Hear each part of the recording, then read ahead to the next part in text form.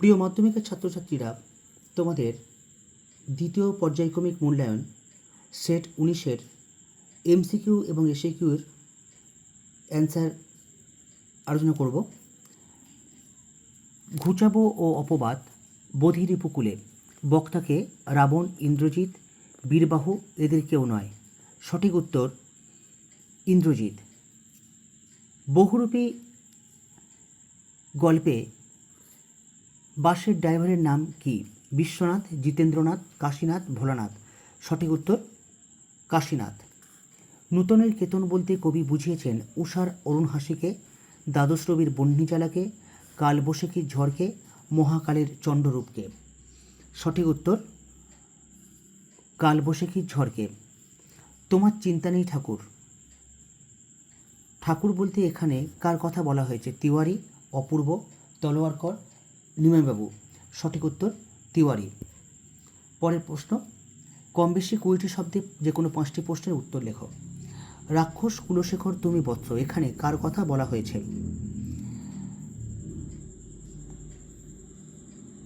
আলোচ্য পংক্তিতে রাক্ষস কুলশেখর বলতে দেব দৈত্য নরোত্রাস বাসব বিজয়ী ইন্দ্রজিতের কথা বলা হয়েছে। বহুরূপী গল্পে জগদীশবাবুর হাতের থলির ভিতরে কী ছিল? বহুরূপী গল্পে জগদীশবাবুর হাতের থলির ভিতরে নোটের তারা ছিল। প্রলয়োল্লাস কবিতাটি তোরা সব জয়ধ্বনি কর কথাটির তাৎপর্য কী? বিদ্রোহী কবি কাজী নজরুল ইসলাম বুঝেছিলেন কালবৈশাখীর ঝড় বা মহাদেবের মতো কোনো বিরাট শক্তি এসে ভারতবর্ষের পরাধীনতার অবসান ঘটাবে। সে কারণেই কবি ধ্বংস ও সৃষ্টির দেবতার আগমন হেতু ভারতবাসীকে জয়ধ্বনি করার কথা বলেছেন। অভিষেক কাব্যাংশে কালসমর বলতে কী বোঝানো হয়েছে? অভিষেক কাব্যাংশে কালসমর বলতে রাম রাবণের ঘোরতর যুদ্ধ তথা মৃত্যুরূপ যুদ্ধকে বোঝানো হয়েছে।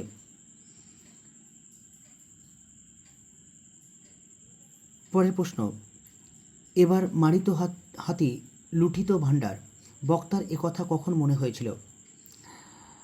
বহুরূপী গল্পে হরিদা ইচ্ছা হয়েছিল জগদীশবাবুর বাড়িতে বহুরূপী সেজে বেশি অর্থ উপার্জনের।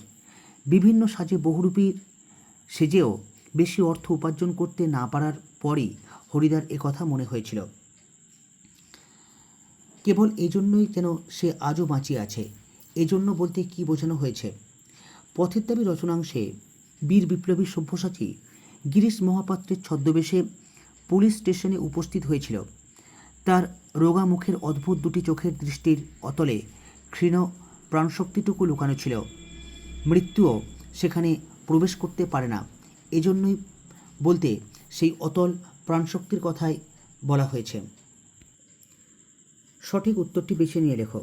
যে সমাসে বিভক্তি লোপ পায় না তাকে কি বলে? একশেষ দ্বন্দ্ব, অলুক দ্বন্দ্ব, বিপরীতার্থক দ্বন্দ্ব, সমার্থক দ্বন্দ্ব।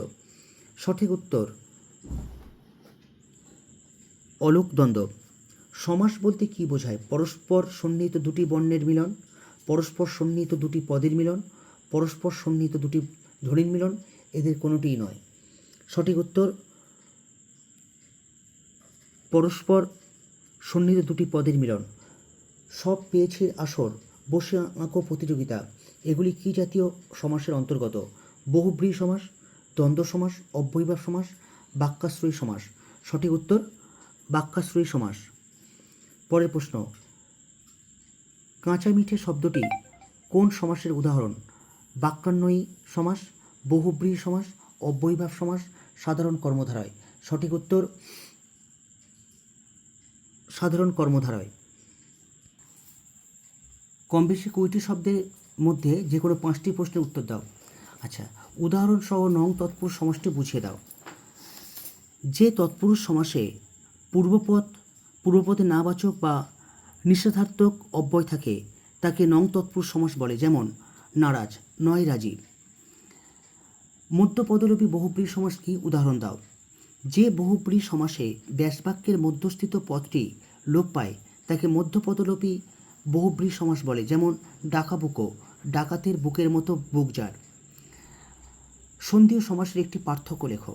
পরস্পর সন্নিহিত দুটি ধ্বনির পারস্পরিক মিলনকে সন্ধি বলে, কিন্তু সমাস বলতে অর্থ সম্বন্ধযুক্ত দুই বা ততোধিক পদের এক পদীকরণ বোঝায়। রূপক কর্মধারয় সমাস বলতে কী বোঝো, উদাহরণ দাও।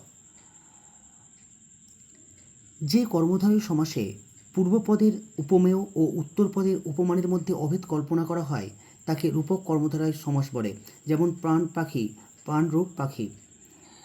উদাহরণসহ দ্বিগু সমাস বুঝিয়ে দাও।